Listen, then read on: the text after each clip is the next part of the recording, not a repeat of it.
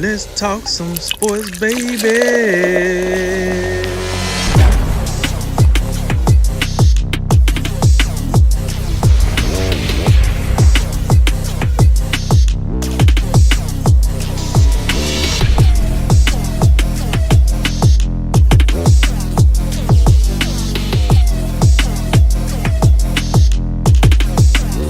And remember, make tomorrow better than today and make today better than yesterday. And you know what we gonna do. We gonna holler at you until next time, baby. All right, guys, it is time for the NFL playoffs. They're starting in just a couple hours. As most everyone listening probably knows by now, this wildcard weekend is a little different. Obviously, we have 6 games and only one team from each conference getting their bye. So we got 3 today, 3 tomorrow. We're going to break them down by conference, and we'll start in the AFC. Indianapolis and Buffalo are set to kick at 1 p.m. today. Buffalo obviously had a tremendous season. They finished 13-3, led by Josh Allen's MVP caliber campaign. The Colts proved the Phillip Rivers experiment could work well enough anyway, but also they sport a great running back duo and a top shelf defense. So Drink, looks like Buffalo gets 6.5. Who do you got in this one and why?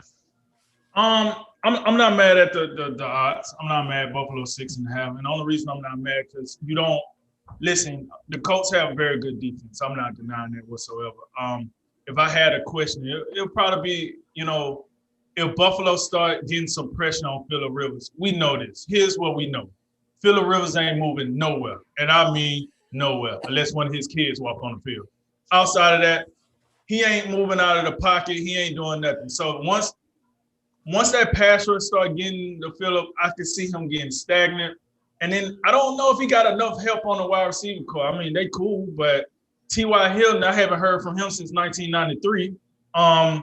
Who else they got out there? I don't know. Pascal. Pascal.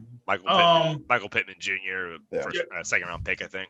Hold on, let me pull up my Wikipedia and see who else on the roster. Either way, I respect the Colts. I really do. I respect them defensively for sure.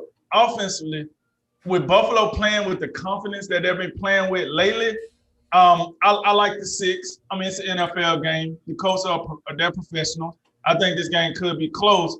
I do like that. I'm not going to jinx myself. I'm not going to talk about Buffalo's quarterback, but I'm going to say that I like the 6.5. I take Buffalo. I see this game. I'm going to say 31-24 Buffalo because I think they can do enough on offense where they can get, in the red zone, get some points, whether that's 3 or 7, and then they'll eventually score. As long as Stephon Diggs does play and does produce, I really do like Buffalo in this game. We'll see, but yeah, 31-24 Buffalo for me. Yeah, first of all, I just got to say, I think it's important to acknowledge how what a storybook season Buffalo has had. They had, they got smoked by Tennessee and they lost a close one to Kansas City, and then that third loss, you remember, it was a Hail Mary to the Arizona Cardinals. So in reality, you could make an argument that this is a 14-2 team.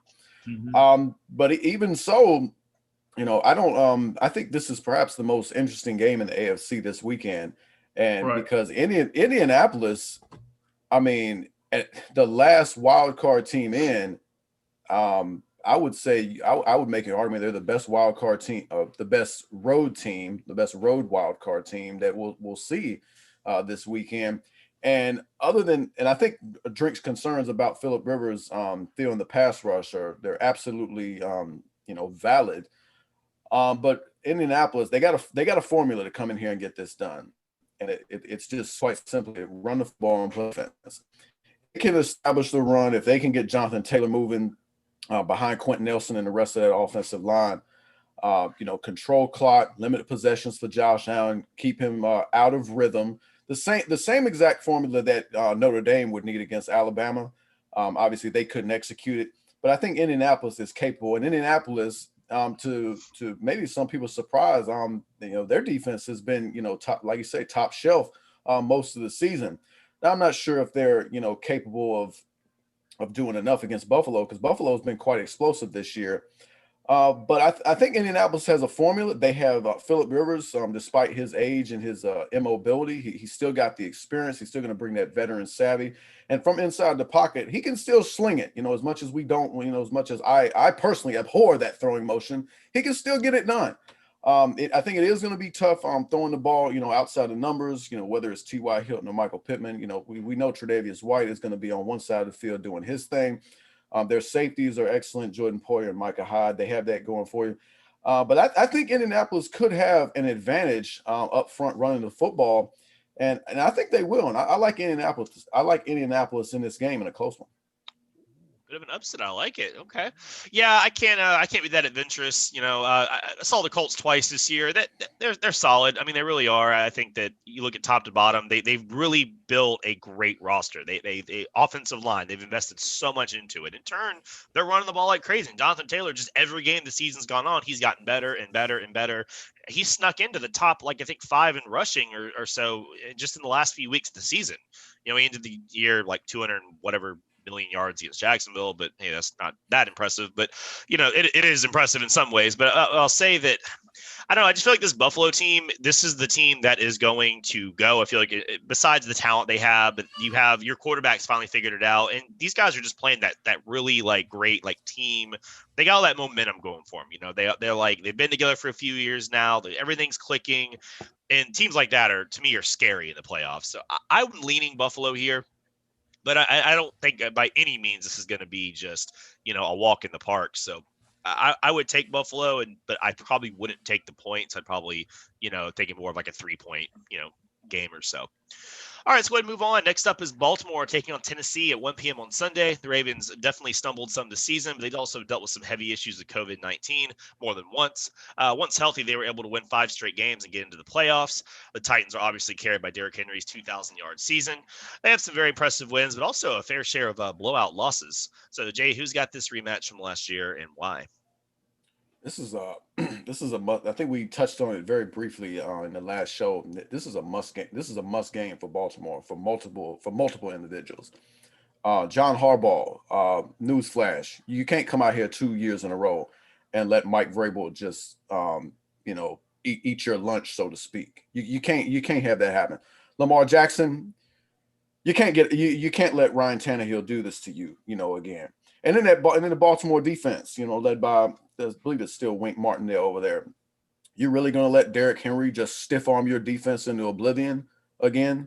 I mean, Baltimore to me, this is a legacy game. I know it's early in Lamar Jackson's career, but as I said last week, you don't want to start 0-3 in your playoff career and join, the grand old list of 1, and that 1 is Andy Dalton.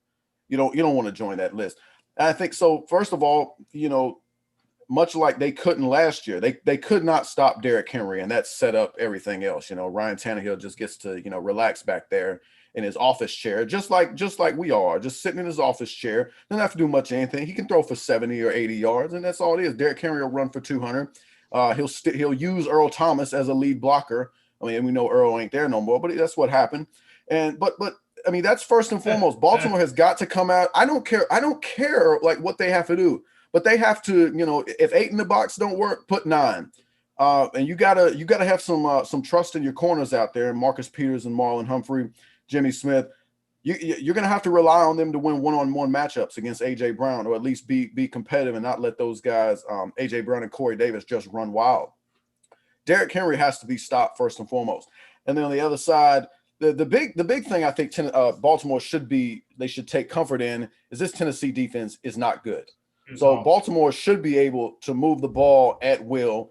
They are going to, as we know, I don't think Lamar Jackson has taken quite the step forward that we thought he would have in the passing game, but he's still very capable back there. But it obviously would help if they get into a situation where they were last year and Tennessee gets the lead, and then Baltimore, can't really maintain the balance that they want.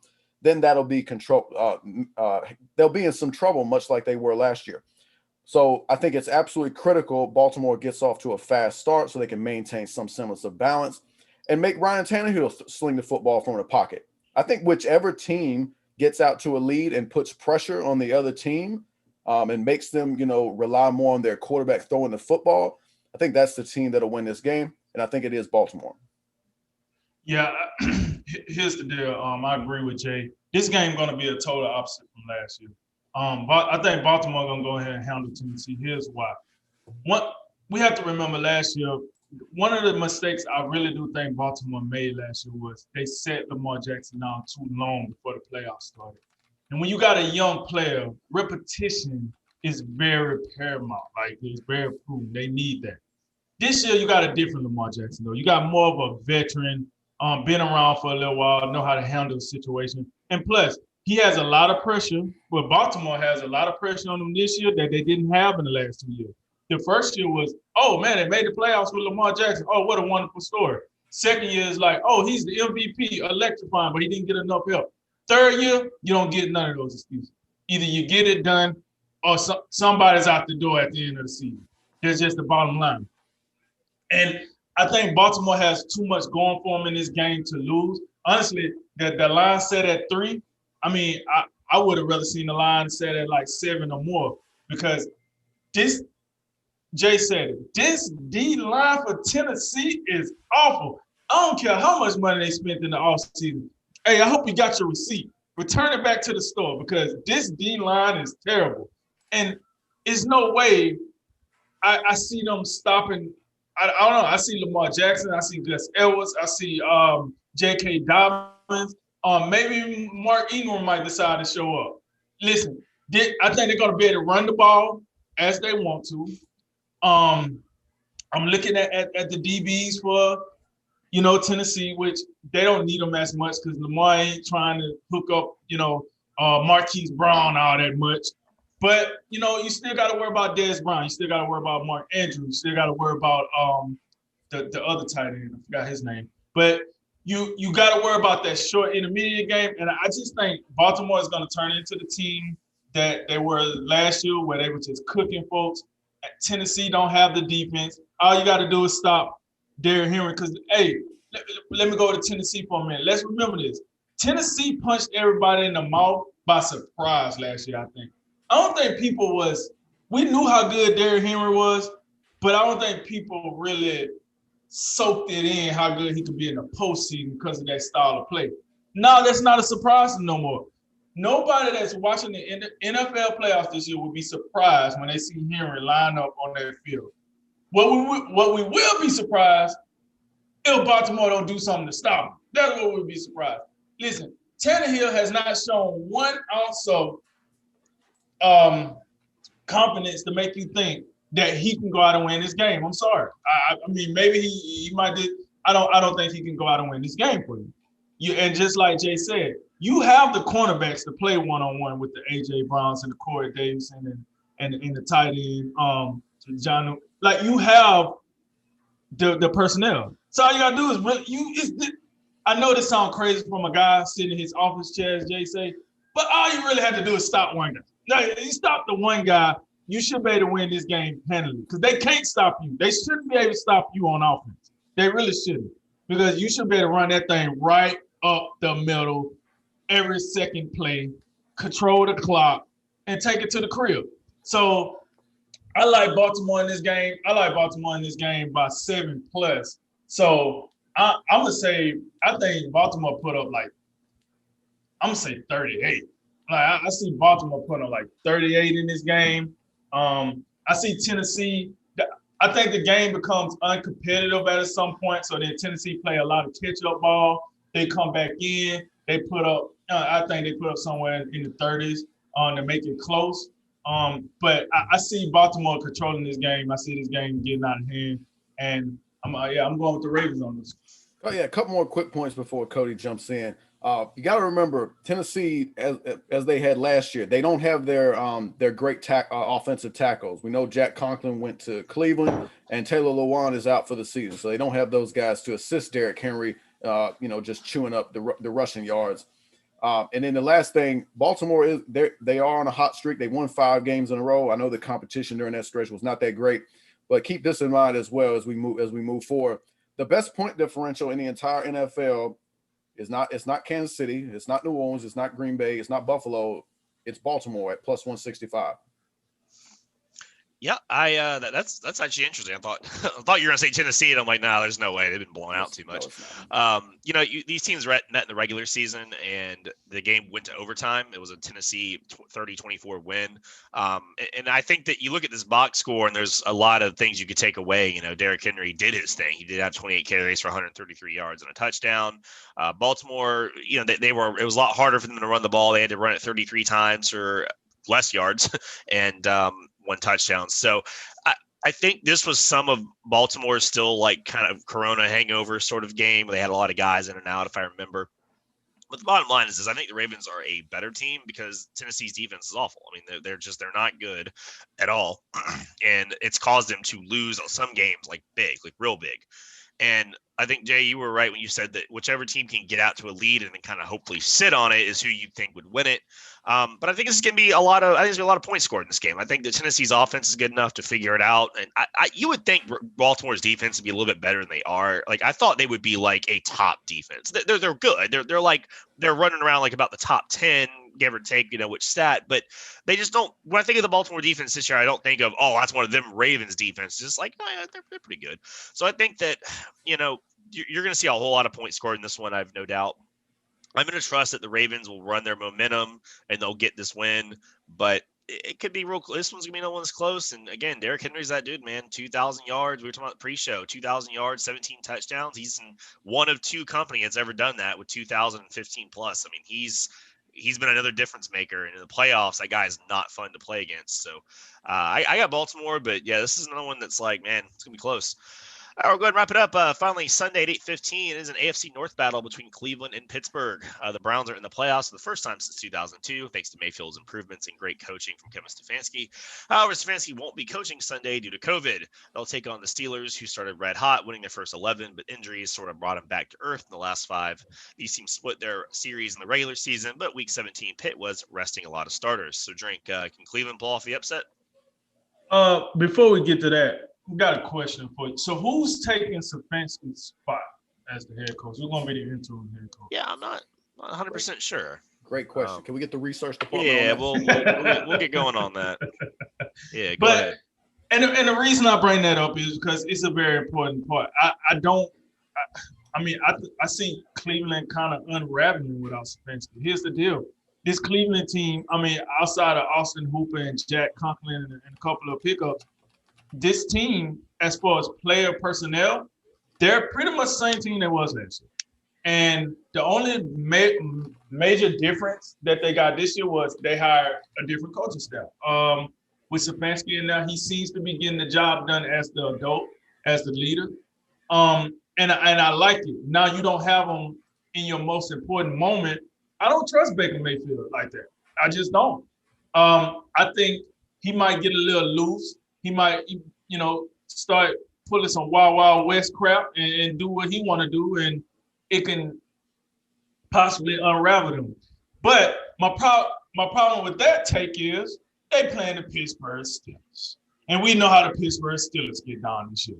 They will play down to their competition to the very last tee, or they'll play up to it to the very last tee. So now you got to ask yourself, which version of the Pittsburgh Steelers are we getting this weekend? Because this team is very, very inconsistent this year. But I do feel as if even if they play down to Pittsburgh, they still got enough to beat Pittsburgh. Pittsburgh coming to this game, Cleveland. Even if they play down to Cleveland, they still can beat Cleveland. Cleveland is without their head coach, their leader. I'm not buying it. Just on that real quick, the special teams coordinator is going to be taking over for head coaching duties, and the offensive coordinator, Alex Van Pelt, he's going to have play calling duties. So Stefanski was also calling plays, and now, So that's not encouraging. Mm-hmm. All right, let me backtrack what I said. This game might not even be close. What? Listen. So to wrap this up, man, I got Pittsburgh. They got Pittsburgh by 6. I don't know. I'm gonna say I got Pittsburgh by 10. Cleveland put up 14. I said 24-14. Just because Pittsburgh won't go all out. It's just something like I don't know what they got going on mentally, but they won't go all out. But they'll do enough to win the game. And then, Cleveland, hey, thanks for coming. Welcome to the party. But it won't last that long. We might get you out of here before we start serving the food. So it is what it is. But yeah, I got Pittsburgh about 10. Yeah, I'm looking at 24-14 still. Yeah, the combination of Mike Pfeiffer and Alex Van Pelt, that does not inspire confidence. Not that I had all that much confidence anyway. Just put this in perspective. These two teams just got together in week 17. Cleveland won that game, so up front you would think that would give Cleveland some confidence, and maybe it will. But I would just point out Pittsburgh did elect to sit a handful of key guys. Most important being the quarterback Ben Roethlisberger. But defensively, they did not play Cameron Hayward. T.J. Watt did not play. Joe Hayden did not play. And Terrell Edmonds did not play. I always get my Edmondses confused. So many of them out here. But, all those guys will be healthy. Oh, Marquise Pouncey, he didn't play either. All these guys will play. Big Ben will play. The big thing for me about Pittsburgh, of course, they've really limped into the playoffs. But outside of Kansas City, and you can throw Buffalo in there as well, Pittsburgh to me remains a top competitor in this conference. I think they are clearly a superior team, and the way Cleveland could be hamstrung by not having Kevin Stefanski, who is doubling up as some offensive minded coaches do, running things as the CEO on the field plus calling plays. Well, that's gonna be a lot to overcome, and I'm with Drink. I don't have a whole lot of trust and confidence in Baker Mayfield, being that guy in this situation. A big injury for Cleveland. They will not have one of the best guards in football, in Joel Bitonio. He won't be there. And we know how much Cleveland, it's a similar thing I talked about with Indianapolis. Cleveland relies on Nick Chubb in that running game to set everything else up. And that'll be Pittsburgh's, number one priority. They come in there and they can stop the run. I think it'll they'll put themselves in great position. And of course, I think Pittsburgh, on the other hand, they've been so pass happy in the past, about month and a half. Randy Finkner, their offensive coordinator, I think it would be of great benefit to Pittsburgh if they would try to become a little bit more balanced, because I think James Conner is a fine running back. And, he runs with force. He runs with purpose. He can get those tough yards in between the tackles. If Pittsburgh does that, I see no reason why they don't win this game, and they don't win this game by about 10 points. Yeah, if the Browns had Stefanski, I think you'd be a lot more apt to say this is going to really come down to it. But like I say, you take the Week 17 performance, you take the fact that he's out, and as we all kind of thought, the tales of the demise of the Pittsburgh Steelers are probably a bit much. They were probably a bit exaggerated. This team still won 11 games straight for a reason. They're still 12-4 for a reason. I mean, they're a very, very good team, top to bottom. There's really no point in this team you look at and go, oh well, that part's just trash. I mean, defensive line, secondary, wide receivers. I mean, your quarterback has won 100 million games. You have a Hall of Fame head coach, and I mean, the list goes on.